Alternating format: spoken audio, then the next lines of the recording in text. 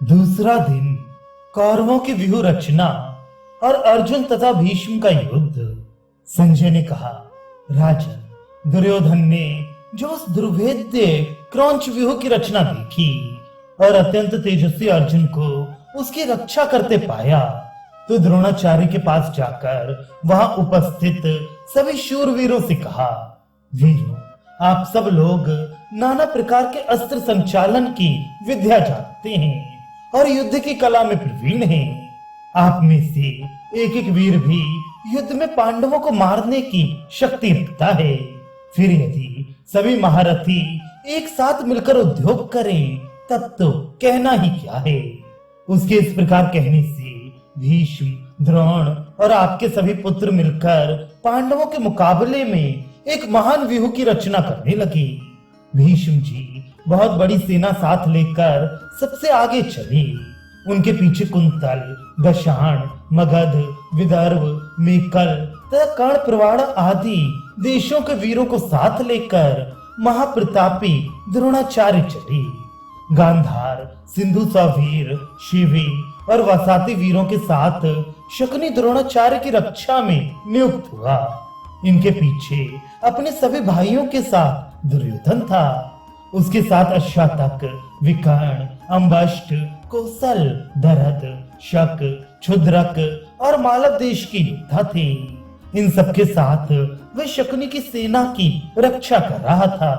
भूरिश्रवा, शल, शल्य, भगदत्त और विंद, अनुविंद ये व्यूह के वाम भाग की रक्षा करने लगे। सोमदत्त का पुत्र सुशर्मा, काम्बोज राज सुदक्षिण, श्रुतायु और अच्युतायु ये दक्षिण भाग के रक्षक हुए।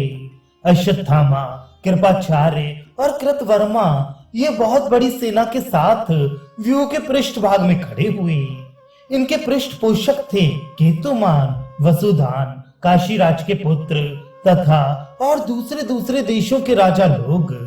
राजन, तदनंतर आपके पक्ष के सब योद्धा युद्ध के लिए तैयार हो गए और बड़े आनंद के साथ शंख बजाने एवं सिंहनाद करने लगे। हर्ष में भरे हुए सैनिकों के सिंहनाद सुनकर कौरवों के पितामह भीष्म ने भी सिंह के समान दहाड़कर उच्च स्वर से शंख बजाया। तदुपरांत शत्रुओं ने भी अनेक प्रकार के शंख, भेरी, पेशी और आनक आदि बाजे बजाए। उनकी तुमुल ध्वनि सब ओर गूंजने लगी।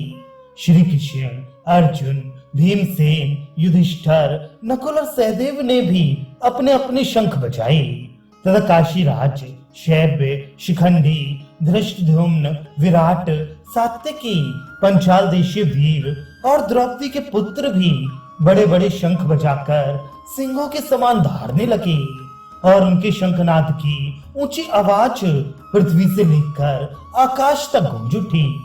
इस प्रकार कौरव और पांडव एक दूसरे को पीड़ा पहुंचाते हुए युद्ध के लिए आमने सामने खड़े हो गए।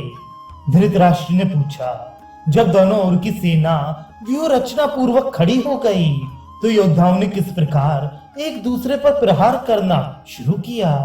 संजय ने कहा, जब दोनों ओर समान रूप से सेनाओं की व्यूह रचना हो गई और सब ओर सुंदर ध्वजाएं फहराने लगी, तब दुर्योधन ने अपने योद्धाओं को युद्ध आरंभ करने की आज्ञा दी।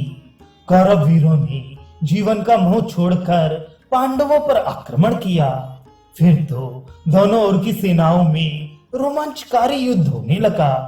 रथ से रथ और हाथी से हाथी भिड़ गए। हाथी और घोड़ों के शरीरों में असंख्य बाण घुसने लगे।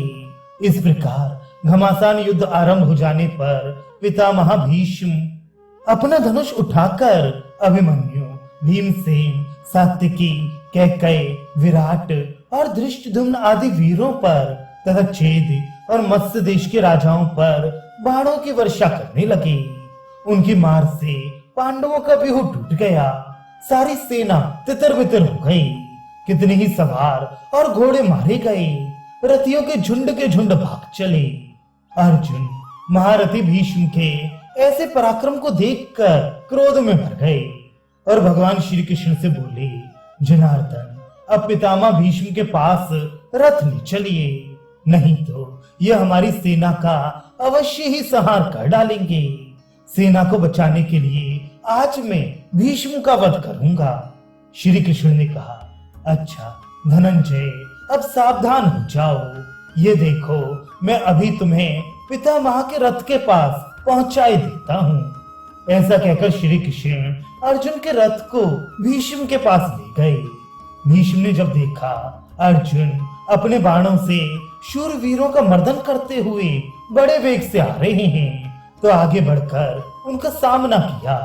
उस समय अर्जुन के ऊपर भीष्म ने 77, द्रोण ने 25, कृपाचार्य ने 50, दुर्योधन ने 64, शल्य और जयद्रथ ने 9, शकुनी ने 5 और विकर्ण ने 10 बाण मारे।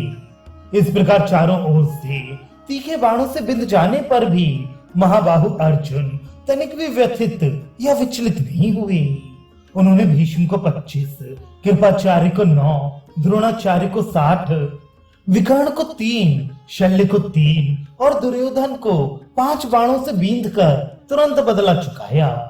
इतने ही में सात्यकी, विराट, धृष्टद्युम्न, द्रौपदी के 5 पुत्र और अभिमन्यु अर्जुन की सहायता के लिए आ पहुंचे और उन्हें चारों ओर से घेर कर खड़े हो गए। तब भीष्म ने 80 बाण मारकर अर्जुन को बींध दिया। ये देख कौरव पक्ष के योद्धा हर्ष के मारे कोलाहल मचाने लगे।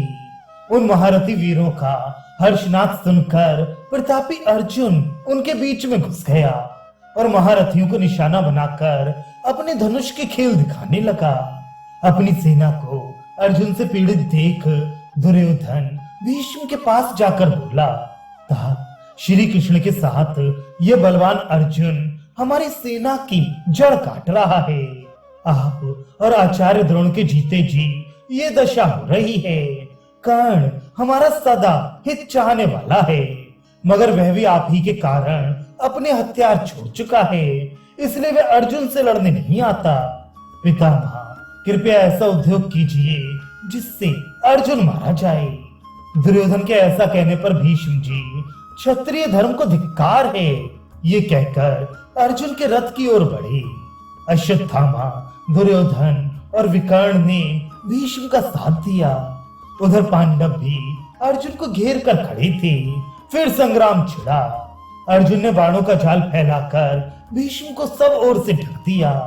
भीष्म ने भी बाण मारकर उस जाल को तोड़ डाला।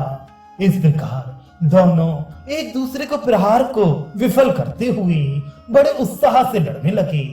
भीष्म के धनुष से छूटे हुए बाणों के समूह अर्जुन के बाणों से छिन्न भिन्न होते दिखाई देते थे।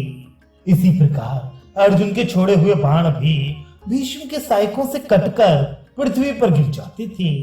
दोनों ही बलवान थे, दोनों ही अजय, दोनों एक दूसरे के योग्य प्रतिद्वंदी थे। उस समय कौरव भीष्म को और पांडव अर्जुन को उनके ध्वजा आदि चिन्हों से ही पहचान पाते थे। उन दोनों वीरों के पराक्रम को देखकर सभी प्राणी आश्चर्य करते थे। जैसे धर्म में स्थित रहकर बर्ताव करने वाले पुरुष में कोई दोष नहीं निकाला जा सकता, उसी प्रकार उनकी रण कुशलता में कोई भूल नहीं दिखती थी।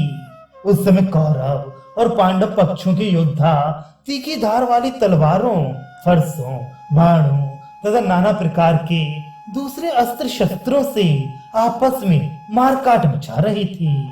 इस प्रकार जब वे दारुण संग्राम चल रहा था, उसी समय दूसरी ओर पांचाल राजकुमार धृष्टद्युम्न और द्रोणाचार्य में गहरी मुठभेड़ हो रही थी।